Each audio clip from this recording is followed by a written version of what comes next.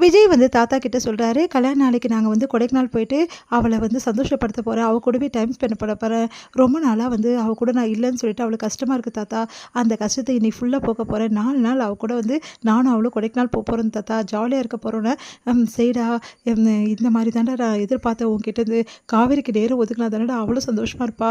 இப்ப தான்டா என் பேரன்றத நிரூபிச்சிருக்கேன். எனக்கு சந்தோஷமா இருக்குடா அப்படின்றாரு. அத கேட்டுட்டு, "சரிங்க தாத்தா, இந்த விஷயத்த காவேரி கிட்ட சொல்லிடாதீங்க தாத்தா. சர்ப்ரைஸா நாளைக்கு கூட்டின்னு போறேன்." அப்படின்னா, "சரிடா" அப்படின்றாங்க. காவேரி கிட்ட விஜய் வந்து ட்ரெஸ் எல்லாம் பேக் பண்ண சொல்றாரு. காவேரி யோசிக்கிறாங்க. எதுக்காக அப்படின்னோனே, நம்மளுக்கு கல்யாணம் ஆகி இன்னையோட ஒரு இன்னையோட முடிஞ்சிருச்சுல்ல. இன்னைக்கு தான் நம்மளுக்கு வந்து ஆனிவர்சரி டே மறந்துட்டியா? அப்படின்னோனே அதிர்ச்சி அடைகிறாங்க. ஓ! என்னை வீட்ட விட்டு சொல்றாரா? ஆனா என்னை வீட்ட விட்டு சொல்வாருன்னு நான் நினச்சு கூட பார்க்கல அப்படின்னு சொல்லிட்டு காவேரி மனசுலயே அழறாங்க. சரிங்க, நான் பேக் பண்ணிக்கிறேங்க அப்படின்னு சொல்லிட்டு பேக் பண்றாங்க. டைரியில வந்து இந்த மாரி வந்து காவேரி திரும்ப வர நாள்னு சொல்லிட்டு போட்டதால செமையா டென்ஷன் ஆயிடுறாங்க.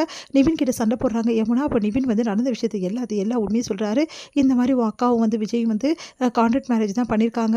அந்த விஷயம் எனக்கு தெரிஞ்சு தான் நான் வந்து வெயிட் பண்றேன்னு சொன்னேன். இதுதான் நடந்தது. அப்படின்னோனே, எதுக்காக அப்படின்னோனே, எல்லாம் உங்க மாமா தொலைச்ச பணத்துக்காக தான்.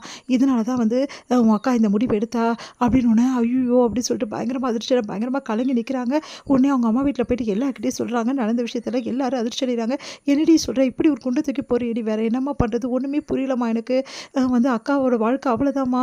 முடிஞ்சு போச்சா என்னன்னு தெரியலம்மா. எங்களுக்கு ரொம்ப பயமா இருக்கு. என்னடி நீ இப்படி சொல்ற?" அப்படி சொல்லிட்டு தாங்கிக்க முடியாம வந்து ஓடி போறாங்க.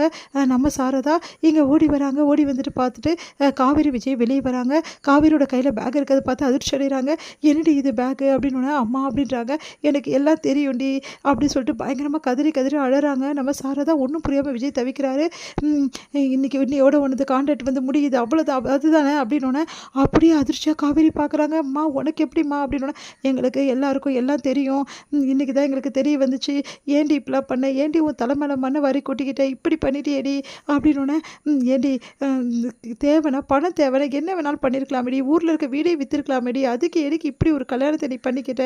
இப்போ ஒரு வருஷத்துலயே வாழ வெட்டியா வந்து நிற்கிறியேடி." அப்படின்னு சொல்லிட்டு பயங்கரமா கதறி கதறி அழறாங்க. உடனே விஜய்க்கு ஒண்ணுமே புரியல. என்ன நடக்குதுங்க? ஏன் உங்க அம்மா அப்படிலாம் சொல்றாங்க?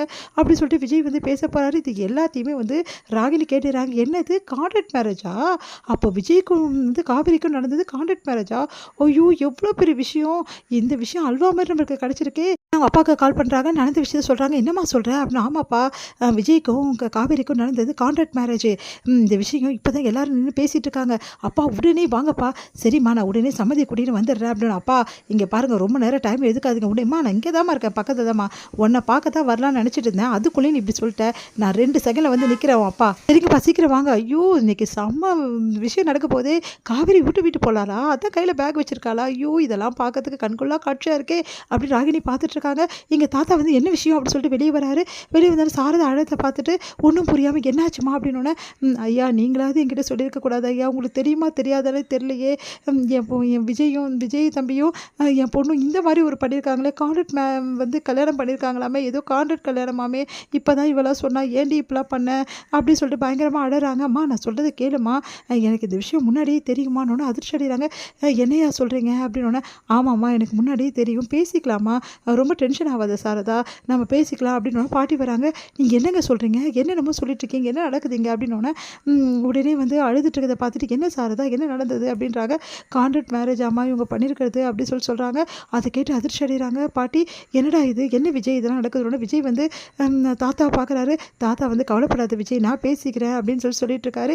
இங்கே வந்து காவேரி பயங்கரமா அழுதுட்டு இருக்காங்க. காவேரி போயிட்டு அவங்க அம்மா வந்து கேட்குறாங்க. "ஏன் காவேரி இப்படி பண்ண? நான் இல்லையாடி? நான் செத்தா போயிட்டேன். உன் அப்பா தாண்டி செத்து போயிட்டாரு. நான் உயிரோட தானே இருக்கேன். என்கிட்ட வந்து சொல்ல வேண்டியதானேடி. இப்படி ஒரு முடிவு நீ எடுத்த.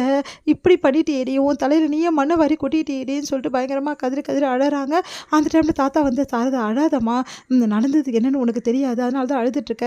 உயிரை காப்பாற்ற மட்டும் இப்படி பண்ணலாமா? கங்காவோட வாழ்க்கையை காப்பாற்றதமா வந்து இந்த முடிவு எடுத்தா. சொல்லிட்டா வந்து கங்காவுக்கும் வந்து குமரனுக்கும் இடைவெளி அதிகமாகிடும். அவங்க ரொம்ப பிரிஞ்சிடுவாங்களோ, ரொம்ப பயந்துட்டாமா. அதனால தாம்மா இப்படி பண்ணியிருக்கா.